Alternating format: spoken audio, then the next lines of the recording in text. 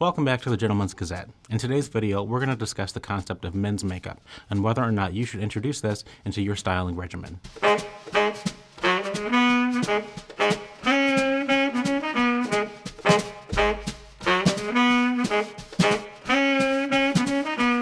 Now, it surprises many people to learn that men have been wearing makeup for most of recorded history. And while this may not be as common today, shifting views on gender norms have increased interest in men's cosmetics, both as a form of personal expression and to look one's best. Now, in this video, we'll discuss the latter and cover a brief history of men's makeup before introducing you to some makeup types, brands, and techniques. By the end of this video, you'll have all the information you need on whether to try men's makeup for yourself.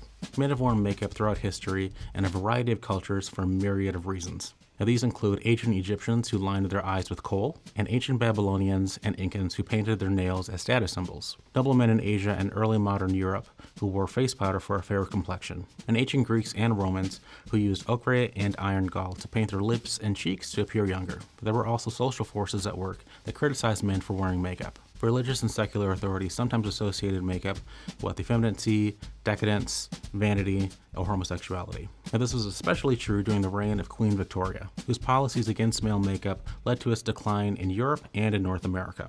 After World War I, men's makeup largely disappeared in the Western world outside of the dramatic arts. Performers wore makeup to become more visible and to account for stage lighting, and this carried over to the silver screen. In the second half of the 20th century, politicians, actors, and other prominent men wore makeup at public events. As we move further into the 21st century, makeup for men is becoming more and more common in many regions. Should you consider wearing it? Now, that being said, some people still find it inappropriate for men to wear makeup, often believing it to be girly or indicative of homosexuality. Just like with people who think dressing up is strange, you shouldn't let others' feelings dictate what you would like to do.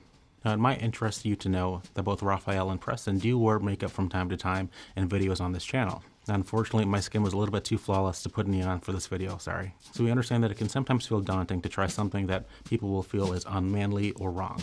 But it is important to keep in mind, makeup isn't for gay gentlemen or straight gentlemen, and it isn't for masculine gentlemen or effeminate gentlemen. It is for any gentleman who just simply wants to wear makeup. It also means if you're not interested in wearing makeup, that's perfectly alright as well. But if you're thinking that makeup is something you'd like to try, how would you get started?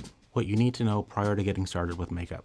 Men wear makeup for different reasons, from non-conformance to creative expression. In today's video, we're going to focus on what is called corrective cosmetics. Makeup used for creative expression is well covered by many other channels. Corrective cosmetics uses makeup to correct or enhance the natural appearance of the face. By correction, we mean covering up anything that you would prefer to have more seamlessly blend in with the rest of your skin. This includes dark circles under the eyes, zits and pimples, scars, hyperpigmentation, also called dark spots, and of course redness. Now, ideally, this makeup will make it look like you're not wearing any makeup at all.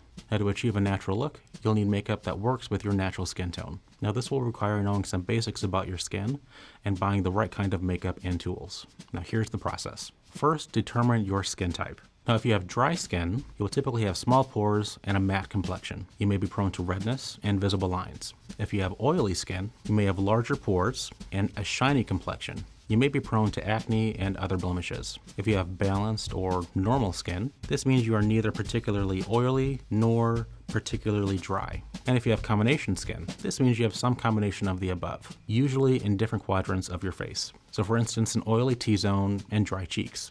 Next, let's determine your skin tone. Now, this refers to the particular shade of your skin. Many cosmetics are tinted to match your skin tone. It's very important to get this part right. Just a few shades off can be very noticeable. If you have a warm undertone, this means that there's a greenish yellow or peachy undertone. If you have a cool undertone, this means that your skin has a bluish undertone. And if you have a neutral undertone, this means you can't really discern if you have a blue, green, yellow, or gold undertone, and there's simply nothing present that you can make out.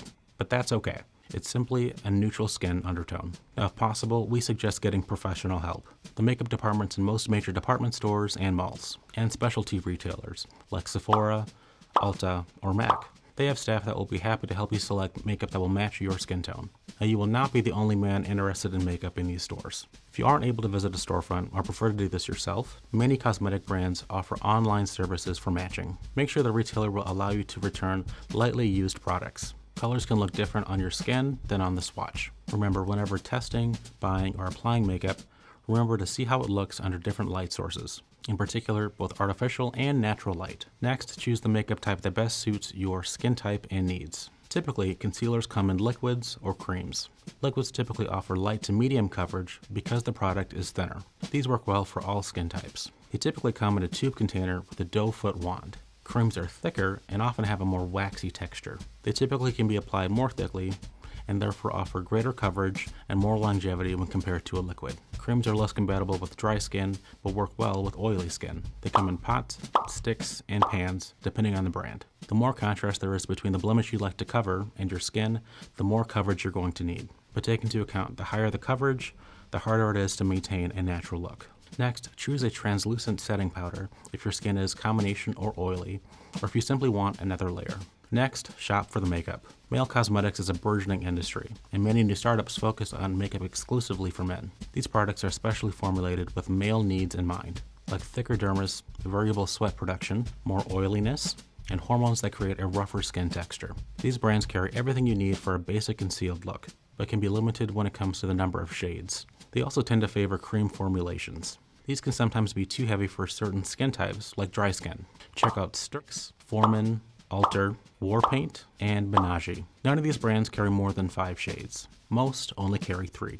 They are all cream products, and getting the shade wrong is the worst mistake you can make. It will make it obvious you're wearing bad makeup. Many brands have created special lines geared towards wider audiences. Consider Tom Ford products specially designed for men, or Glossier and Fenty, whose products are marketed as unisex and come in an impressive shade range. Finally, makeup that is marketed toward women can work perfectly well on men's skin, and there's a lot more variety. But keep in mind, products not marketed toward men may have features you may not want. For example, a fragrance or a luminous or shiny finish. But consider also that existing makeup brands tend to be better established and have wider selections than male cosmetics exclusive lines. Some examples would include NARS, Makeup Forever, NYX, Bare Minerals, Urban Decay, Hourglass, and L'Oreal.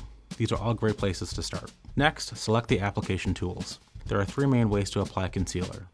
These are using your fingers, sponges, or using brushes. Fingers. You always have them with you, so they are typically the most convenient tool. Fingers can be great for simple, large area applications, like under the eye or over a large spot of redness. The heat of your skin helps melt and disperse the product, but they can be too big and clumsy for small blemishes. Sponges, like fingers, do a great job of dispersing product, but it's hard to get them to thoroughly cover blemishes. That's why we recommend brushes as an excellent concealer tool. There are many types of concealer brushes, but we recommend 4 kinds: detail brush, flat brush, small fluffy brush, and a large powder brush, if you decide to use powder. All 4 brushes will prepare you to cover almost anything, but you can get away with having just one small detail brush and using your fingers to blend. First, carry out your normal skincare routine before applying makeup. Start with a clean and moisturized face. Even if your skin is oily, makeup will look patchy over dry areas. You can learn about some of our favorites here. Select your concealer. Concealer, as the name implies, is great for concealing blemishes. Select a liquid concealer for light or medium coverage, and a cream for high coverage. And we generally recommend liquid concealers as it's the easiest to use. Now for pimples and scars, apply a small amount of concealer onto your skin and into the problem area. Add this product in layers. You want just enough of the product to conceal the blemish, but not so much that the makeup is obvious. Blend by gently tapping with your ring finger or a damp sponge. Now don't rub. You'll simply lift away or disperse the product too thinly. Blending is essential because an unblended patch of concealer might not look as bad as a pimple, but it will be just as noticeable. Now for bags under your eyes, especially dark bags, consider applying a concealer that is 1 to 2 shades darker than your normal skin tone. This will help neutralize the dark areas. Dab 2 dots of concealer on the inside of the eye and 1 on the outside, and then blend. Now we recommend checking out Fenty's Pro Filter Concealer for its range of shades, NYX's HD Concealer Wand for its light appearance, or the extremely easy to use Sturks Concealer Tool. Because concealer tends to fall into fine lines and wrinkles, consider only using it for problem areas. Try to avoid applying it around the crow's feet at the edge of your eyes. Now for larger blemishes like redness, prominent pores, or razor burn, consider using foundation. Now please remember that you're going to have to match your skin tone. Foundation could be a cream, a liquid, or even a powder, but we generally recommend a liquid. Now some foundations are especially suited for dry skin, often referred to as beauty or blemish balm. Now we recommend offerings from Bobbi Brown or Alter. They offer great hydrating qualities and blemish blurring. For oily skin or a heavier hold, consider color correctors. This provides a more even complexion. but it will also be more noticeable. Check out what Foreman and Bare Minerals have to offer. They offer products with great coverage, but not too much weight. NARS, Urban Decay, and Hourglass all make foundations for great general use. And with your ring finger, dab equally sized, fingerprint-sized portions on your forehead, nose, cheeks, and chin. You should probably skip the chin if you have a beard. Pat the product in, and blend with your ring finger or a damp sponge. Apply any excess product to your neck or ears, or else the color contrast will be very noticeable. Now to finish, you may want to use a translucent finishing powder. If you have oily skin, finishing powder removes shine, but all gentlemen can benefit from powder, as it will help keep the makeup in place, while also minimizing the appearance of the makeup to begin with. It removes an overly smooth texture and makes it difficult to see you're even wearing makeup at all. Consider L'Oreal Infallible or NYX's finishing powder. They have great endurance and are nearly invisible on the skin. Now to apply, use a brush to dust it evenly over any makeup or any areas that have shine. When finished, bearded gentlemen will want to go over their facial hair to ensure that there is no makeup or powder in the hair. As mentioned, this is only an extremely basic makeup routine intended to diminish blemishes. Now that we've told you how to apply makeup, we should also tell you how to take it off. Don't sleep in your makeup. This can dry out your skin and clog your pores. Now thankfully, removing makeup is a lot faster than applying it. Now just wash your face with a makeup remover. While brand names can have some added benefit, any makeup remover will do. Micellar water is an industry standard for removing makeup. Use a generous amount of product and don't scrub. Gently work the product into your skin and let it lift the makeup off. Finish by cleansing your face with water and cleanser. Yes, another one. Makeup remover is designed to dissolve makeup and remove most of it, but you're going to need a cleanser to completely remove it. And with that, you've learned the basics of putting on and removing makeup. Now we hope that today's video has provided a good introduction to makeup. Now we also hope that this makes you feel empowered to give men's makeup a try if you feel it's right for you. Now today I'm wearing a blue cable knit sweater and a brown and white dress shirt and green slacks, brown dress shoes, and brown shadow stripe Fort Belvedere socks. Check out the Fort Belvedere shop here for socks like these.